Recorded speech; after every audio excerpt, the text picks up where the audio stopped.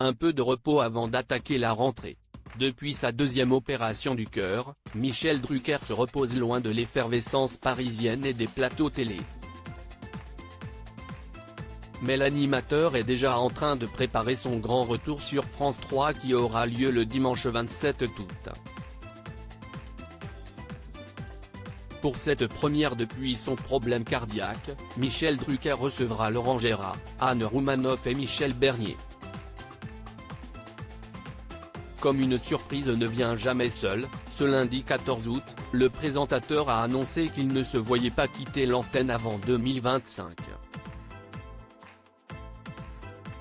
Alors, pour tenir le rythme, Michel Drucker a son petit secret, son havre de paix dans les Alpilles.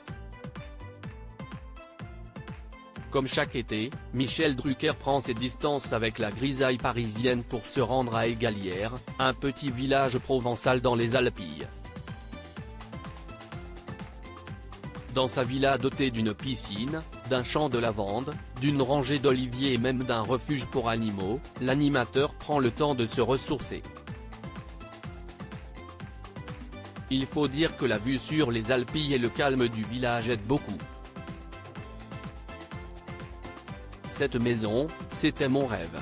Ça représente près de 60 ans de travail, a-t-il confié à nos confrères de Nice Matin. Michel Drucker explique que, même après tout ce temps, il n'arrive toujours pas à croire que cette villa est la sienne. Supérieur à Michel Drucker, Antoine Decaune, Valérie Lemercier. Ils ont animé la cérémonie des Césars l'Alpille, une histoire de famille pour Michel Drucker. S'il a choisi les Alpilles et plus particulièrement Égalières, ce n'est pas uniquement pour être le voisin de Hugh Grant. En effet, tout comme Michel Drucker, l'acteur britannique pose ses valises tous les étés dans le petit village.